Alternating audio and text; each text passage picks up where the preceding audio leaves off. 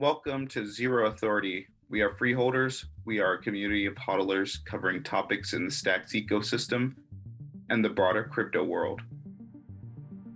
This is our Built on Stacks, secured by Bitcoin series, where we talk to the builders who are dedicated to creating the next generation of permissionless, open source, and decentralized applications on Bitcoin. Start owning your data. End-to-end encrypted forms and surveys. BlockSurvey is a privacy-first platform. No ads, no trackers. Protect your respondents' data and privacy with BlockSurvey. No credit card required. No time limit on free account. Hi everyone, my name is Wilson, co-founder of BlockSurvey. So it all started in 2019 as part of a hackathon called Can't Be Evil, run by Stacks blockchain. So as part of the hackathon, we were ideating, we were looking for ideas, we were hacking around what can be built on top of a Stacks blockchain. And as part of it, we were using the forms and survey tools of today to create a questionnaire just to see if there is a problem. We were doing audience research and market research using survey tools. And to our surprise, the very tools what we were using weren't privacy focused or weren't secure at all.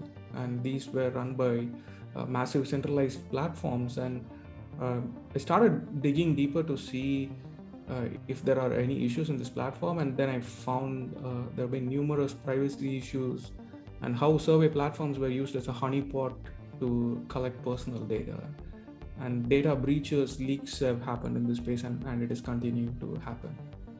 And that very hackathon led us to create BlockSurvey, meaning surveys on the blockchain, and we wanted to provide complete ownership of data to people who use survey tools. And that's how we started BlockSurvey. It started from a 2-day hackathon, and then we immediately launched it on product, and we saw some traction, then we built it further extensively for people. Why did you choose Blockstack at the time, and what about stacks and building on Bitcoin or secured by Bitcoin really interests you? We were evaluating the entire landscape at that point in time to see what is possible in the blockchain space. I fundamentally understand the Bitcoin as an application and the architecture behind this blockchain. I think that's how I understood, and I always wondered why not build it on Bitcoin and not any other blockchain. And it's because Bitcoin is the king. And then I was researching if there are any platforms which will allow application developers to build applications on top of Bitcoin. And that's how we discovered Blockstack. And to our surprise, and it was fitting to the problems what we were having. And so we were looking at building scalable Web3 apps with a focus on user-owned internet as well as user privacy and data ownership. And we found the Stacks blockchain straight fit. So that helped me to quickly prototype over a couple of days, and we kind of launched it immediately. And Stacks blockchain helped us to do that. Did you foresee that Stacks 2 with the clarity smart contracts would come this far? We were focused only on the Web3, and we knew it giving more controls through the Bitcoin layer would be super awesome. I would say bootstrapping the security from Bitcoin would be really massive. So we did expect that smart contracts will come in, and then it will unlock the potential of furthermore applications, not just Web3, but unlocking DeFi, NFT, and many other possibilities through smart contracts. And we are happy that Stacks has unlocked that potential for developers to build on top of Bitcoin. Invested in the ICO back in 2019, and I had no idea that Blockstack would become Stacks and Stacks 2 and just kick off all of these things. And so I knew the team was smart. I knew the product they were building on top of Bitcoin. I thought that is completely different. No other blockchain is doing that. And I believe Bitcoin is the best digital property and digital money. I felt that as well. So the fundamentals as well as the principles behind Web3, or be it DeFi and NFT right now, on how friendly is it for people as well as for users, as well as devs to take on a decentralized app. I see Stacks has done the job with respect to how it can help people as well as devs to reach the people. You found it easy to develop on Stacks. Were you a developer in your past experiences? Yes, that's right. Yeah, I think I come from the application development, more as an application developer. So always had a knack for understanding tech, but not at the core layer. It's because of work only in the application development space. So Stacks helped in accelerating the process of building dApps on blockchain. So it was super easy. So looking at libraries and hacking around with my co-founder Raja and the other team members who came in late, I think it's super easy. There's a lot of abstraction involved. I think it helps the developers to just focus on the solution rather than the... That's what I'm hearing from other builders too, that they're saying that clarity and the clarity tools are making it easy to just focus on building a solution. So how did you go about building a team? Is it only you and the co-founder right now, or do you guys have a team of engineers? Definitely, yeah. Well, we are a team of 5 right now, and as part of the early days of Blockstack, we had this program called as app mining. So we got little rewards from that helped us to build that extension. So initially it was just 2 of us, myself and my co-founder. Then we built an extended team. Now we are a team size of 5, and we are part of the Stacks Accelerator program, which is helping us to get to the product market fit, helping us to scale faster, and also investor connects, and also mentorship in the spaces of growth, as well as building decentralized apps for the future. So that's the journey so far. You believe in open source, censorship resistant, and building with the whole Bitcoin philosophy. Are there other principles that you believe in and that are core to your team and to the product? Absolutely, yeah.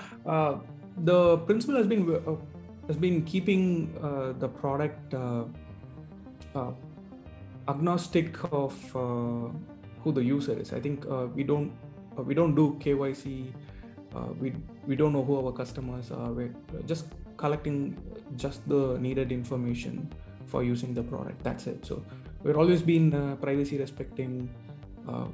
Every tool what we use within an organization is always seen. Is it ethically built? Is it keeping to the principles of user-owned internet, or is it privacy respecting? So every choice on bringing a library or a tool to the organization is being thoughtfully done, and that is the same principles we use it for BlockSurvey as well. So it's a reflection of what we are using and how we want our product to be used by others.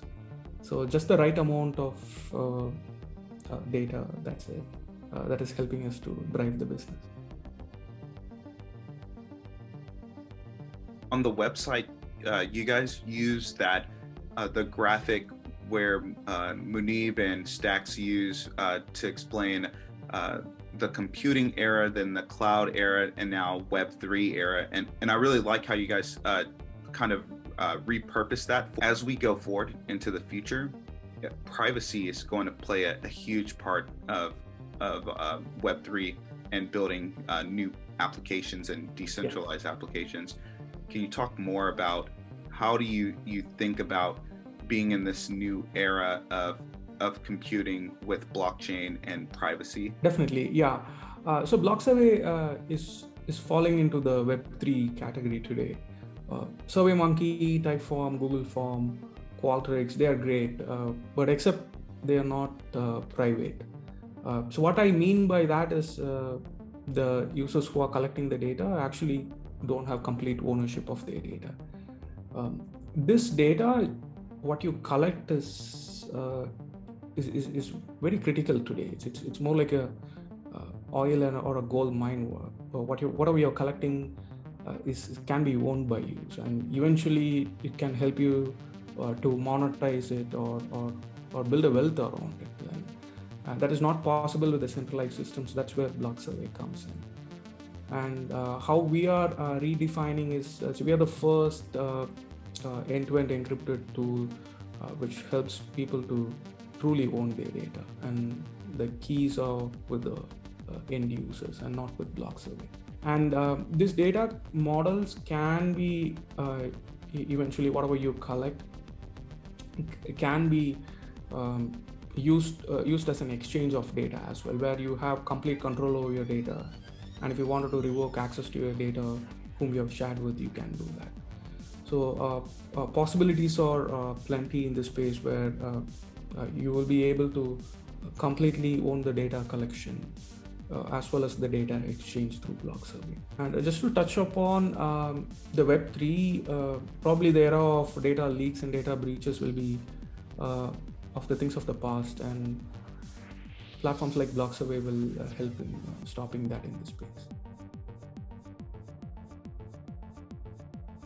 The Web3 model will solve a lot of the privacy issues, where one thing I like on the website, it says, why should I pay for BlockSurvey? And it says, we don't run ads, we don't sell your data. Our private and secure platform is 100% supported by generous members. Yeah. Is that something that will always be the same, or will it change to an advertising model? We see that people are caring about privacy right now, and even recently I remember seeing Gartner research quoting people are starting to care about privacy, and it is growing at a faster rate, and it is said to be about 80% in just few years. So people really care about data, and they're very conscious about what they're sharing right now. So they don't want platforms to be invasive or intrusive to their personal information. So I see just the right amount of the right pricing and the right model will help people to use the service, as well as the platforms can be self-sufficient as well. So working with this type of platform where you take in all types of data, it can be anything from credit card numbers to social security numbers, to confidential data types, and because you allow users or your customers to collect any type of data, how do you make sure that with the SurveyMonkey, the end users could collect this data and share it, right?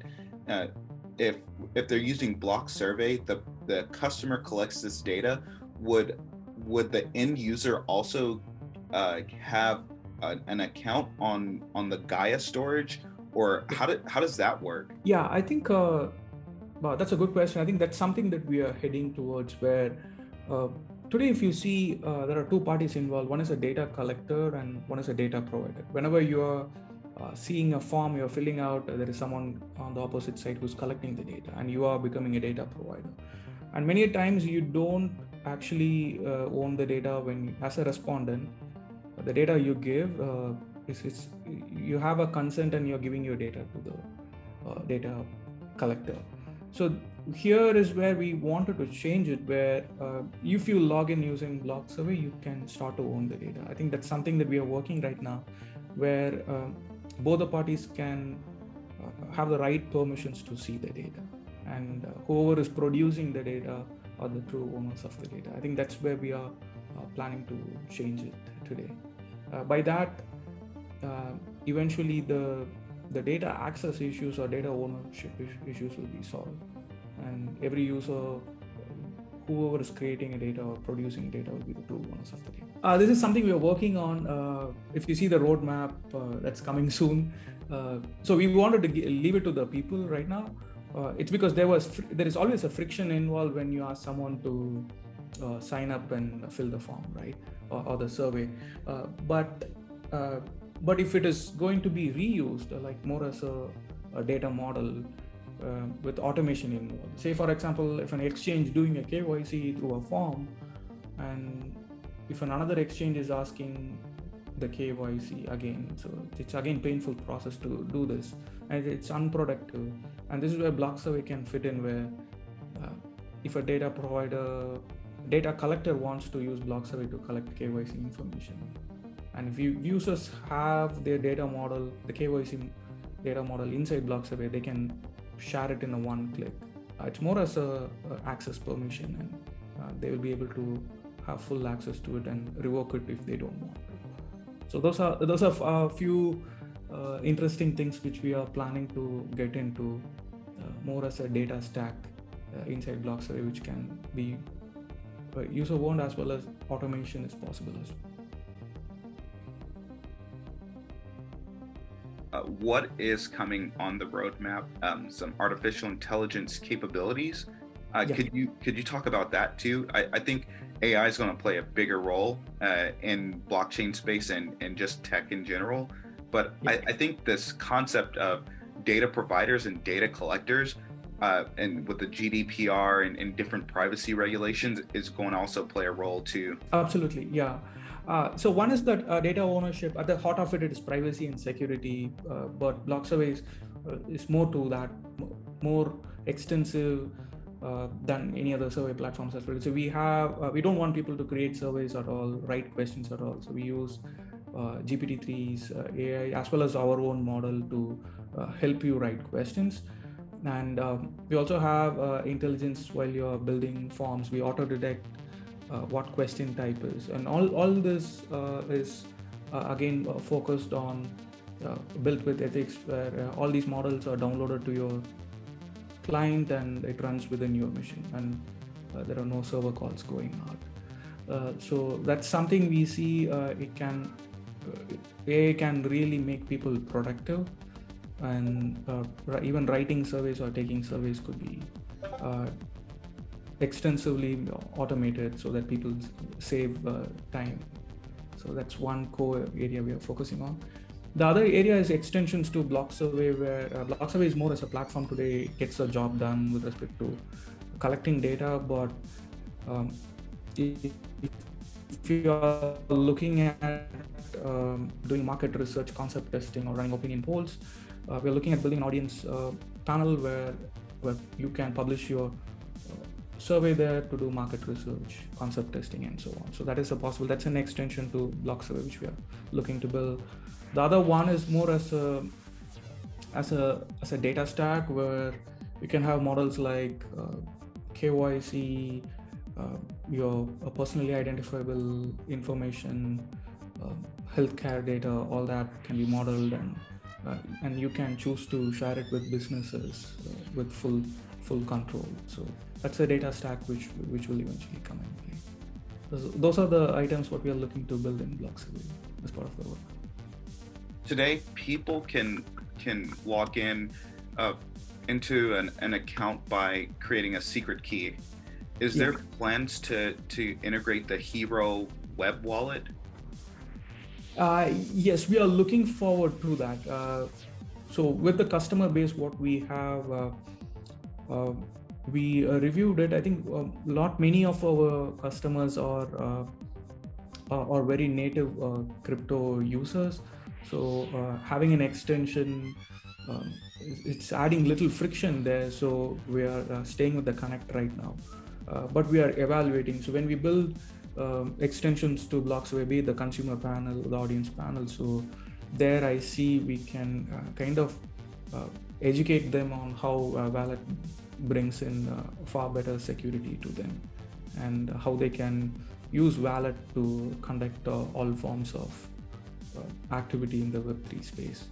with BlockSurvey. So that is going to come in as well. That's something that I've been thinking about a lot, where we still are in this Web 2 world, and if we're building Web 3 products and software as service applications, because I've thought about building a couple of things too, and then I thought, how do you bridge the gap between Web 2 and Web 3, and crypto is still very small today, because if you make it so that you have to have a web wallet to log in to authenticate with your wallet, well, then that already reduces your customer base, right? Yeah. So how do you think about existing in Web 2 world and bridging the gap to Web 3? And it sounds like you got some feedback from your customers because you haven't fully integrated the web wallet yet, and there's obviously some friction to get sorted. Yeah, absolutely. I think so. What we see is, for a first-time user, it's definitely it's not a natural flow. So they are surprised to see a different way of creating an account or auth, right? But once we introduce the way of doing things in the Web3 world, once they're a little comfortable with the right amount of education, I see they're open to use web wallet. So with the customer base what we have right now, so about 20-30% of them are okay moving to wallet, and okay to try out crypto, okay to try out NFT. And as the space is building, I see they are coming to being aware of how to use wallets in browsers. And I eventually see, I don't see there might be issues in adoption as we move forward. But I think a thoughtful approach, a balance in onboarding them in a least frictional way, and then moving them to wallet later on would be a better way right now. Have you seen a great way to have like a username and password to authenticate for your identity, but then also educate people about how to use a web wallet or a Web3 wallet? Yeah, I think today the Connect package given by Stacks blockchain, to an extent, it helps people to onboard faster. So that's what we are using in BlockSurvey, and it's super easy, where you just click 2 times, you get your secret key, and then you are inside the app. So that's been working really well. Yeah. So I think the Connect actually helps in onboarding users to Web3 in a least friction way. So I think that's a good one. And moving those users to wallet the learning curve would be very less. It's because they are very accustomed to what is a secret key and how to preserve them, how to keep it safe, and onboarding those users to wallet would be very easy going forward. So I see Connect is one. There is also, this is not from the Stacks, but I saw one of the Stacks app using Magic Link, more as a passwordless auth, but email is involved, but that is being used by a few of the Stacks apps. So that is also an interesting take on how onboarding users to apps are working today. I think that's a great idea. The magic links and Stacks Connect to ease, especially Stacks Connect, because it gets people used to having a secret key or a seed phrase, and then how to store it. How are you telling people how to store and manage their secret key? Yeah, I think as part of an onboarding email, I usually tell them keep it safe somewhere in your machine, or use password managers like Bitwarden and so on. So I see most of the business audience are already using a password manager, and I think there isn't any worry. But only for audience who are students right now, who use survey tools for research, I think for them this is something very new. there were instances few have lost their key due to negligence, and but they are learning. So once they learn it once, and they are super secure thereafter. They are stored in the right way. So there's definitely a learning curve. Even I think 4 or 5 years back, even I have misplaced my keys. I wasn't using a password manager, say 5 years ago. So it's a learning curve, I guess. Looks like probably people who are migrating from Web 2 to Web 3, there are tools available for them to facilitate this. So they would learn this. Yeah. Is there any plans to make BlockSurvey into a decentralized autonomous organization? Right now, we haven't actually invested time to explore that further, but there are opportunities there. So once we bring be it the consumer panel as well as the data stack, there are opportunities there to see how this can be decentralized. Also, the governance part is definitely an opportunity to decentralize how businesses as well as people coming and using data within BlockSurvey. They would have a say in how BlockSurvey can function. How do you think about governance over BlockSurvey? Is it a DApp? Is it a protocol? I think we are looking more as a DApp at this point in time. So we today it's all the product features, roadmap, everything is centralized. It's because we are using existing tools in the Web 2 space and running it. So what we see is eventually each parts of this can be decentralized. And how I see is probably when there's a scale and enough audience, and probably the community as well as people can own and decide how BlockSurvey has to move next. So that will happen when we have a good audience coming into play, and as we scale and accelerate further from here. As far as the product, it said you can pay in Bitcoin or STX. Is there any plans to launch a native token for the platform, or will you just keep it in payment for either BTC or STX? Yes, I think we are looking at tokens as well.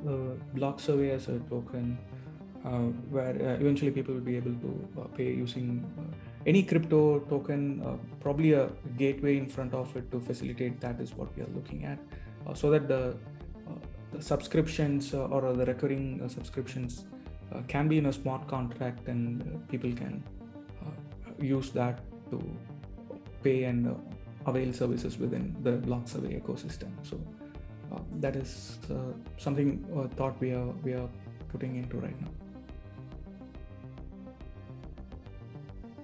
Wanted to go back to your experience in the accelerator. Can you tell us exactly what were some key concepts from the accelerator?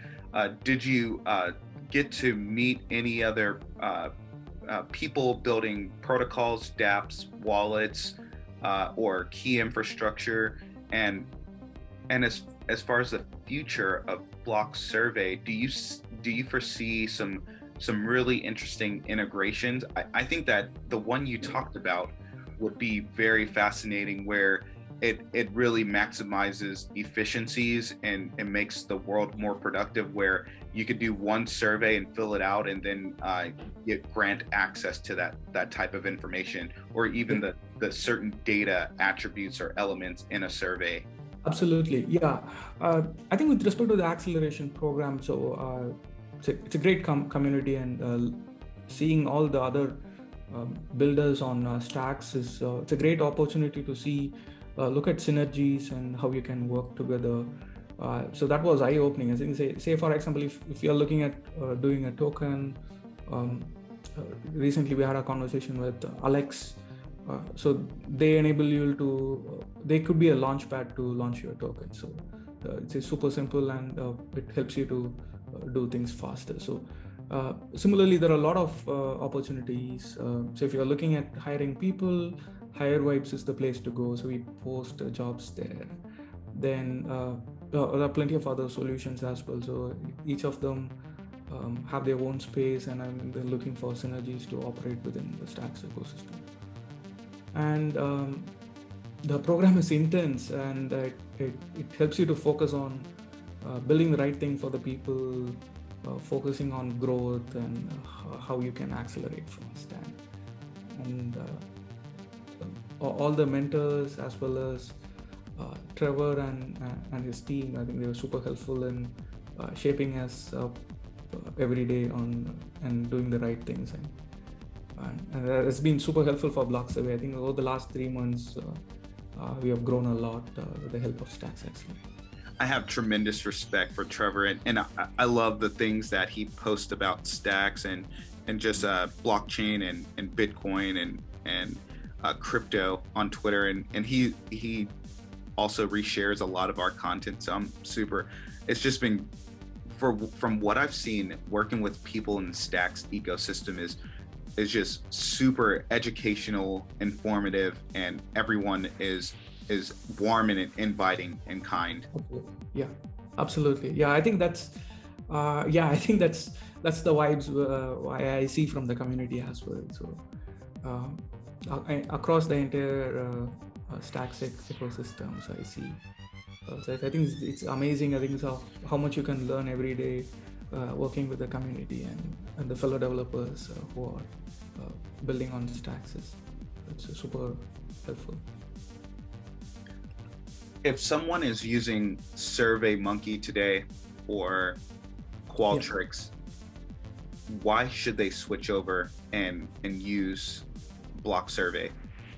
For your respondents' privacy, BlockSurvey is the only solution which can help you today.